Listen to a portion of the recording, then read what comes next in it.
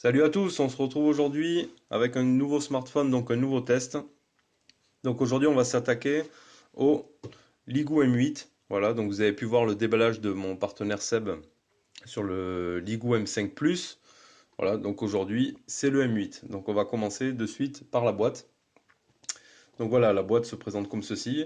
Elle est assez quand même assez épaisse, assez mastoc. Donc on retrouve ici bon, le téléphone Ligoo M8, voilà, imprimé en couleur. On retrouve ici Ligoo. Sur le bas rien, les côtés Ligoo. On retrouve ici M8, les caractéristiques principales qu'on va revoir après.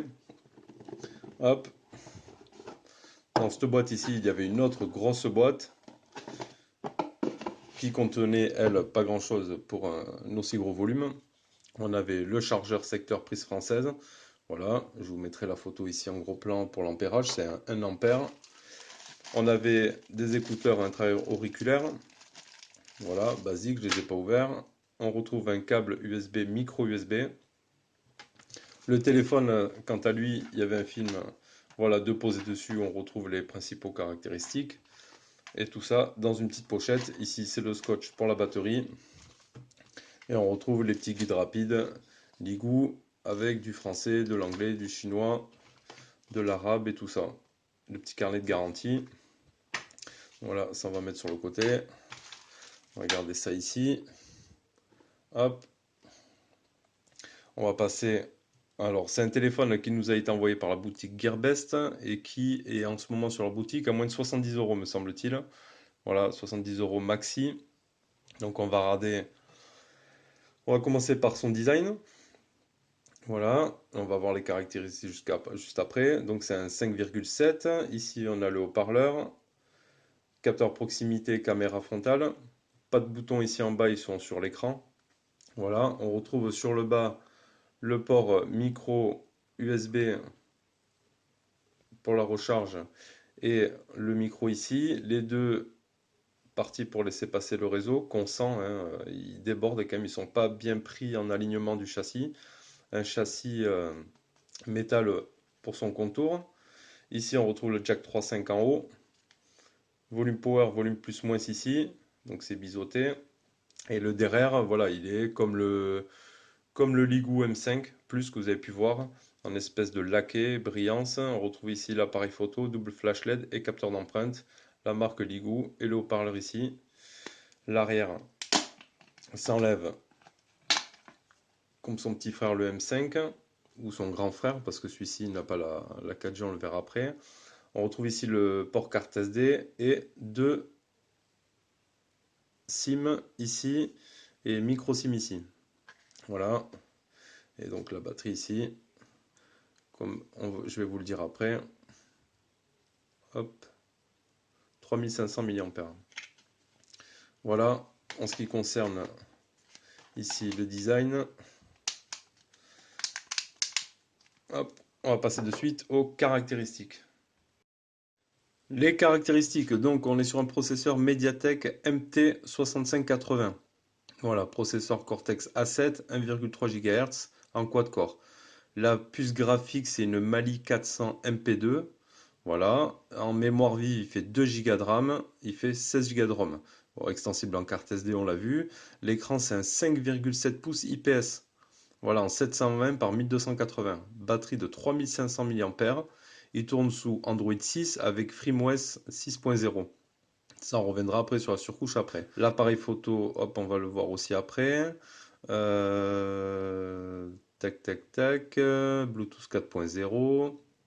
Qu'est-ce qu'on peut regarder de plus? Carte SIM, le réseau 3G 850, 900, 1900, 2100. Voilà. Bon, la 2G aussi, mais bon, pas beaucoup d'entre nous tournent en 2G, bien sûr. Donc c'est un 32 bits. Ici, hop. Qu'est-ce qu'on a de plus?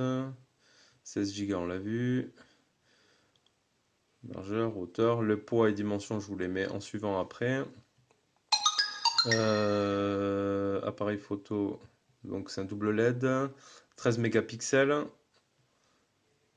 en photo, et je sais pas si j'ai l'autre. Caméra, on va la voir après aussi. La caméra frontale. 8 mégapixels. Voilà. Voilà en ce qui concerne les caractéristiques du téléphone. Ensuite, donc l'aide de notification, non. On n'a pas de LED de notification sur cet appareil, c'est dommage. Voilà, mais elle n'y est pas. Les boutons rétroéclairés, non, ils sont directement ici sur le bas de l'écran. Voilà, on ne peut même pas les cacher. Ils sont directement sur l'écran. Et le poids et les dimensions, je vous le mets comme d'habitude dans la vidéo. Et allez, on va passer de suite à l'écran. L'écran était donné donc pour normalement une protection Gorilla Glass 4. Quand le téléphone arrive ici, vous avez un film de protection directement posé dessus. Et on va passer donc à la partie display tester. On va regarder un petit peu si on trouve des défauts sur l'écran. Donc on se met à 100%. Voilà. Donc voilà le rouge, le vert. Pour le bleu, le blanc, le noir. Voilà, on voit pratiquement pas de... Hop. Bon, aucun pixel défectueux. L'écran est tout de même quand même assez brillant. Voilà. C'est quand même plutôt bien. Bon, on va revenir hop, en arrière. Les petits contrastes. Alors comme il disait sur la vidéo du M5 Plus, c'est vrai que c'est tellement brillant que ça fait pas mal de reflets. Voilà, on peut me voir à travers l'écran.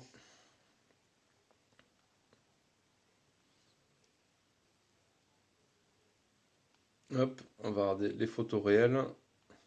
Et on se fera le multitouch avec Antutu. Voilà. C'est tellement brillant l'écran qui fait effet miroir, quoi, hein.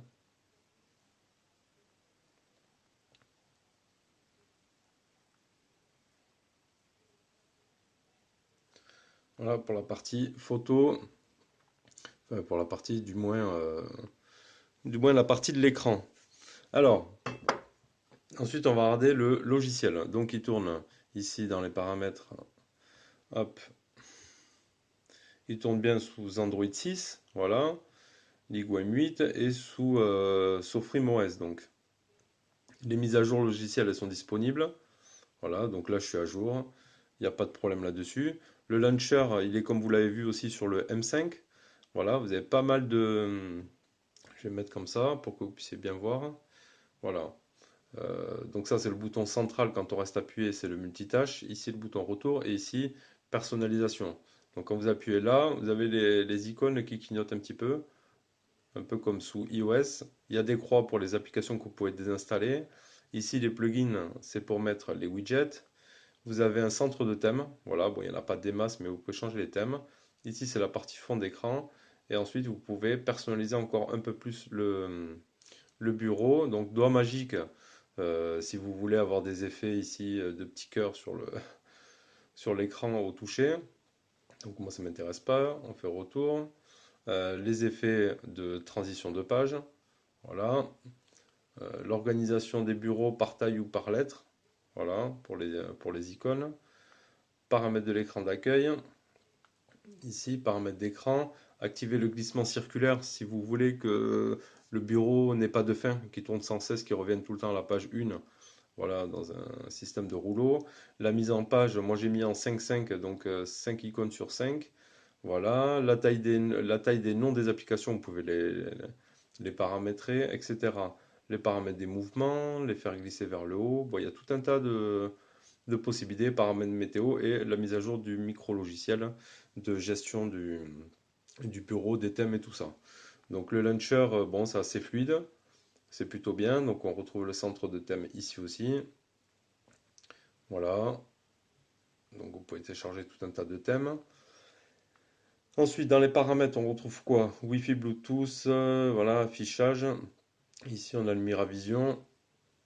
Hop, fond d'écran, machin. Sans notification. Les paramètres smart. Donc, il y a le double tap, etc. Donc on a même le double tap pour éteindre l'écran et le double tap pour éveiller l'écran. Ça c'est plutôt bien. Ensuite on retrouve quoi? Donc application, batterie, mémoire, localisation sécurité, Google, DATR, accessibilité. Après on trouve les choses standards. J'ai pas trouvé au début le capteur d'empreinte. Et pourtant, donc il n'est pas dans les paramètres menus, il y a directement un icône pour le capteur d'empreinte. Voilà, donc on peut le paramétrer, on rentre son empreinte très bien.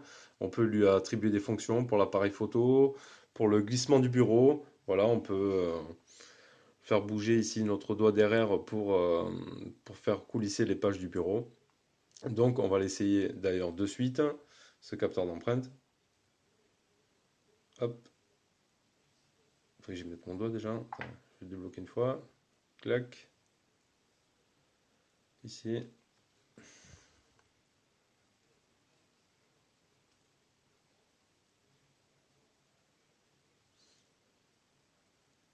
Bon, des fois, il y a le bruit de déverrouillage, des fois, il n'y a pas le bruit. Donc, je trouve un peu bizarre. Comme quand je verrouille, des fois, il y a le bruit, il n'y a pas le bruit. Donc, je comprends pas trop. Mais il fonctionne. Voilà. Il est quand même fonctionnel. À ce niveau-là, il y a pas de problème. Donc, la fluidité, bon, elle est quand même correcte. Ah, c'est pas non plus. C'est bien, quoi, hein. Il n'y a pas de ralentissement des pages. On n'est pas sur un foudre de guerre non plus. Mais c'est plutôt, moi, je dirais, correct. On va regarder, tant qu'on y est, hop là, l'OTG. Bon, ils feront pratiquement tous maintenant, hein. Hop. Alors, est-ce qu'il m'a détecté ma clé ou pas? Gestionnaire de fichiers. Non, mais il a pas l'air d'avoir pris ma carte, c'est bizarre. Si, pourtant, il y a les musiques qui se sont mis là. Non, c'est pas ça. Non, non, mais il a pas l'air de faire OTG. C'est un peu bizarre quand même. Vidéo, musique, no SD carte, internal. On va la remettre, on va refaire.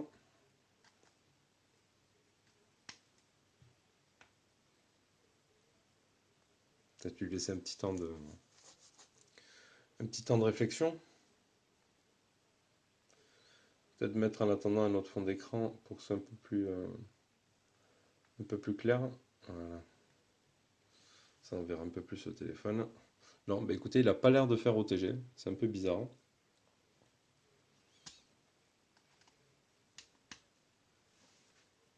Donc il faudra que je réessaye peut-être avec une autre clé. Je vous le mettrai dans les commentaires si cela fonctionne. Mais il n'a pas l'air de faire OTG. Bah écoutez, on va le faire de suite. Je vais attraper directement une autre, une autre clé USB. Hop, on va changer. On va mettre celle-ci. Voilà.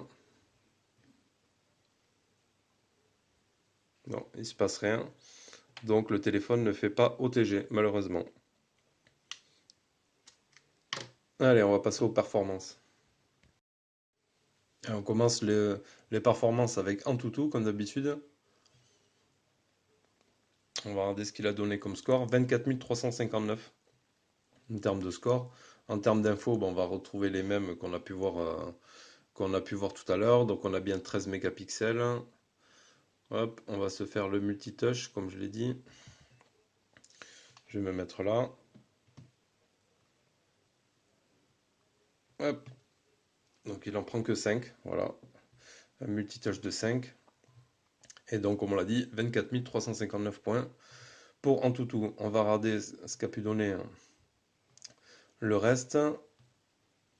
Alors, en ce qui concerne 3D Mark, donc vous avez les scores ici. Voilà. Le Epic Citadel en High Performance, on est à 48,8 et en High Quality, on a 47. Hop, ça c'est pour la partie performance. Allez, on va attaquer de suite les jeux. Alors, on va se lancer notre Real Racing.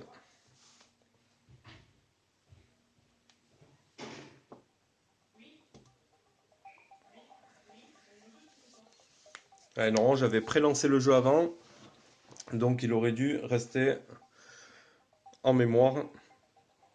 On va voir. Logiquement, oui. Bon, parce qu'à la première charge, il y a toute la barre de chargement. Donc bon, là, il recommence pas à zéro. Mais bon, juste le temps que le jeu se relance. Allez,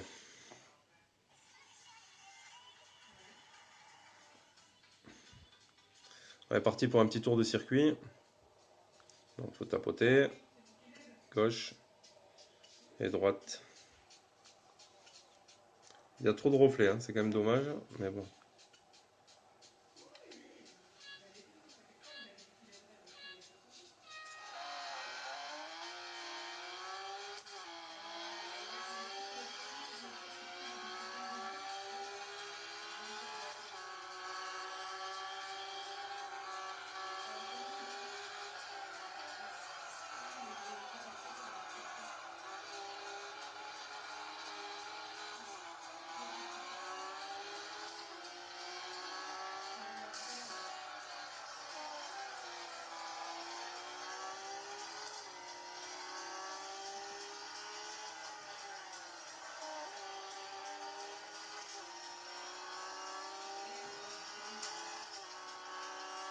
Eh, il est tendu lui, hein. Le Jojo là. Bon, dans tous mes tests, je vais quand même peut-être arriver à un moment donné à faire premier, hein. Enfin, je prépare un peu la voiture.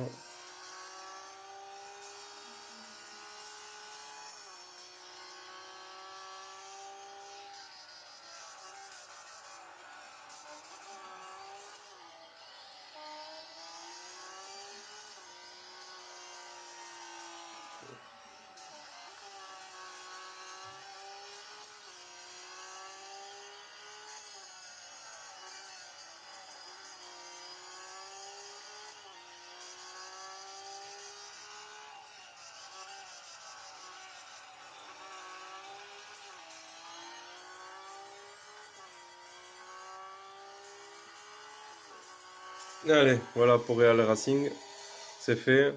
Bon, ça tourne, hein, il n'y a pas eu de plantage, de ralentissement, rien. Donc ça tourne. Allez, on va reprendre le Rayman.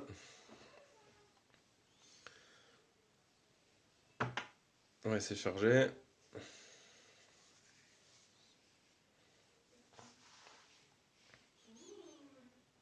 Le petit Rayman. Ouais, je vous reprends. Non, mais il devrait le faire là. Connexion serveur.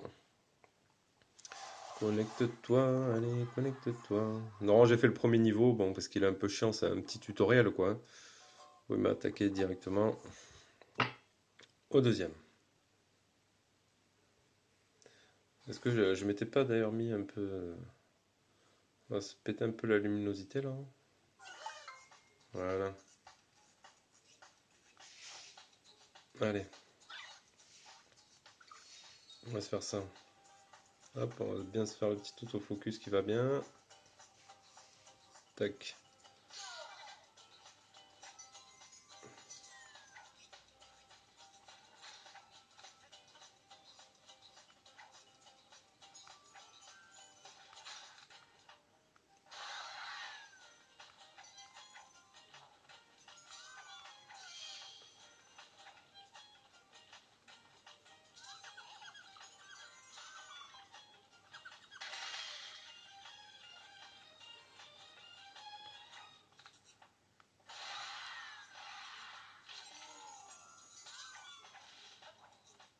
Hop.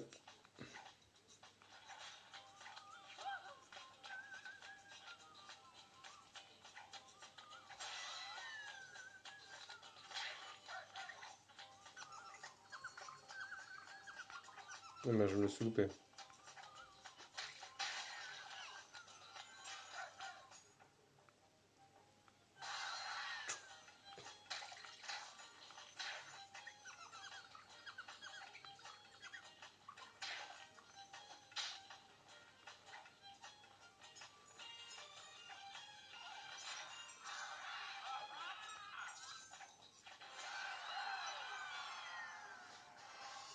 Impeccable.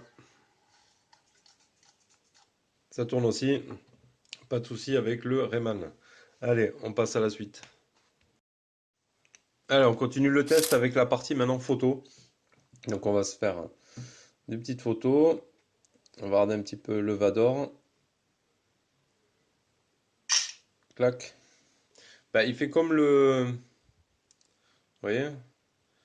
Comme le M5 quoi. C'est pas... Je sais pas, ça bouge dans tous les sens là. Ça fait des vagues. Alors, le Vador. Hop.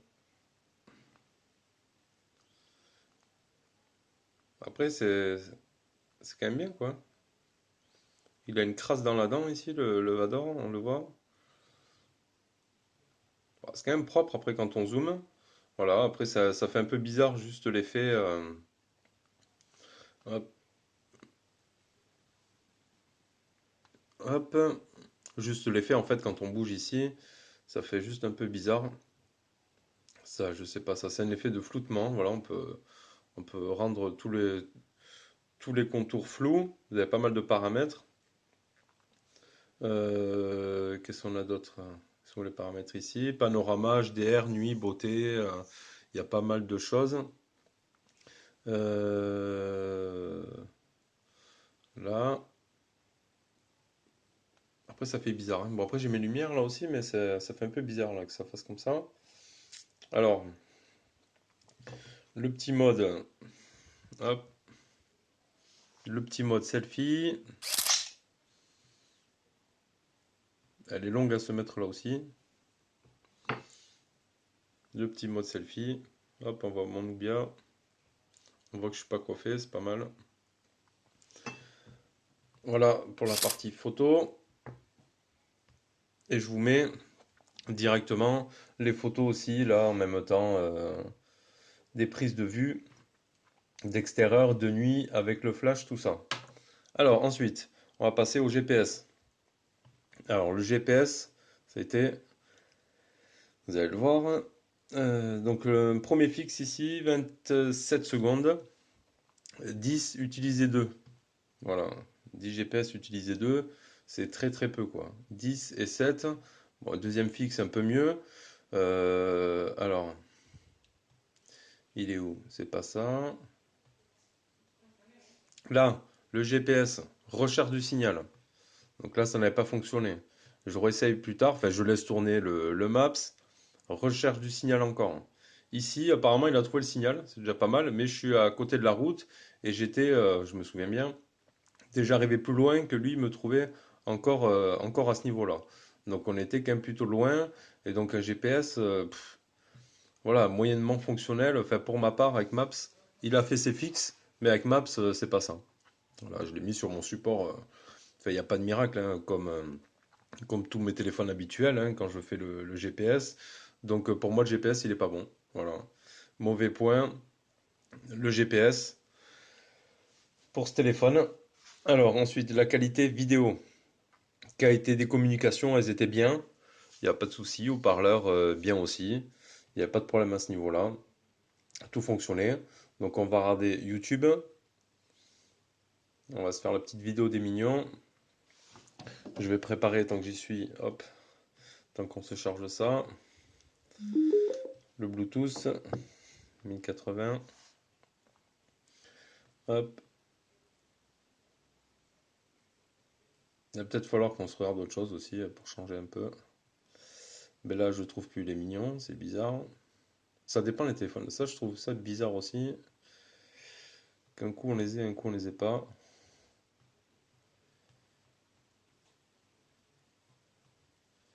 Mignon, est-ce qu'il est les mignons?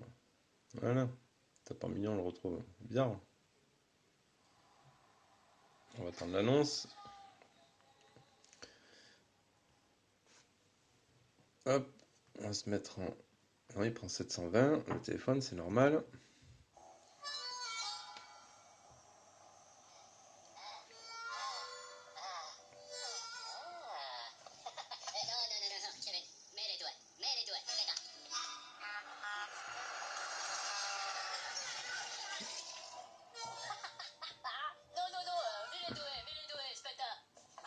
On va se faire le Bluetooth directement avec le son. Après, on se fera un peu de musique pour tester le haut-parleur. Mi speaker, il a trouvé direct. Hop. Oui, ça aussi, il y a des fois des téléphones, c'est plus long que d'autres. Là, c'était quand même assez rapide à le trouver.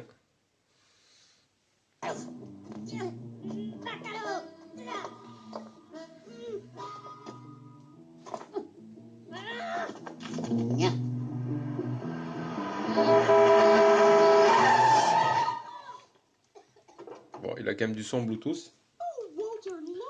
C'est pas mal. On va se faire, hop, on va éteindre ça. On va se faire le jack.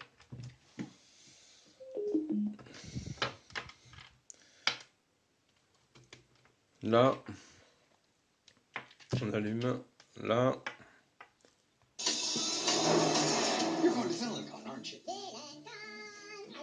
My favorite villains to sign my magazine. Scarlet Overkill. If I was a minion, that's who I'd want to work for.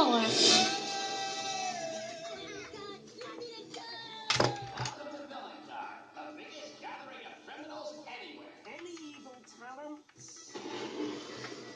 Not bad. What about you? Any evil talents? C'est bon pour le jack aussi.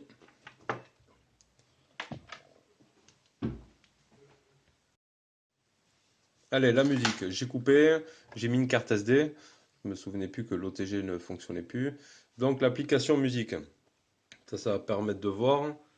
Donc elle se présente comme ceci. On a les titres. Donc on va s'écouter ça par exemple. Tac.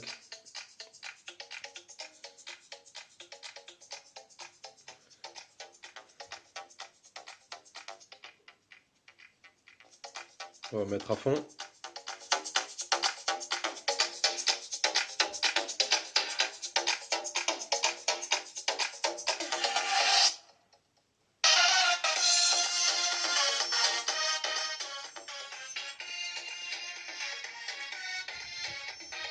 C'est celle-là.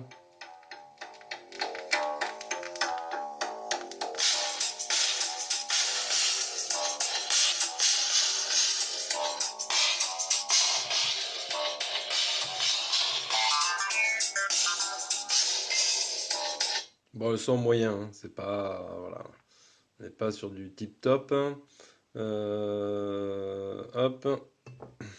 on n'est pas sur du top en termes de son. Qualité Wi-Fi. Donc la qualité Wi-Fi, mais écoutez, là je suis plein pot. La box est de l'autre côté, le mur porteur, toujours pareil. Donc ouais, à la différence de certains, il y en a qui ont une barre de moins. Là je suis plein pot. Donc ça c'est plutôt bien. Ensuite, donc les bandes 3G, 4G, ben non, on n'a que la bande des 3G. On l'a vu, je vous l'ai dit. Vous pouvez revoir en début de vidéo dans les caractéristiques. Et donc maintenant, ça va être au tour de la partie, alors on va se remettre dans la galerie, de la batterie. Alors de la batterie, hop, donc 78% en 11h48. Donc bon, je l'ai arrêté, il restait 22% de batterie en fin de journée. Donc vous ferez la journée, voilà, en utilisation normale. Donc j'ai fait de tout, hein, de l'internet, de la Wi-Fi, du Bluetooth comme d'habitude. Mais je pense pas, on fera pas plus quoi, hein. Une journée, voilà, il vous reste 20% en fin de journée. Bon, c'est déjà bien. Et vous n'avez pas besoin déjà de le recharger 2 fois par jour, donc c'est quand même plutôt pas mal. Donc voilà en ce qui concerne l'autonomie du téléphone. Qu'est-ce qu'on peut voir d'autre? J'ai vu qu'il y avait un centre de sécurité aussi. Voilà, beaucoup le mettent maintenant. Donc on a le nettoyage, des verrouillages d'applications, des bloqueurs de hackers, tout ça. Donc c'est plutôt bien d'avoir ces petits nettoyeurs, ça évite d'installer d'autres espèces d'applications de cleaner ou autres. Bon, elle est intégrée, c'est plutôt bien. Si elle est bien fonctionnelle, c'est plutôt pas mal. Donc voilà pour ce test de ce Ligoo M8. Voilà. Comme d'habitude, n'hésitez pas à dire ce que vous avez pensé dans la description de la vidéo. N'oubliez pas le petit like.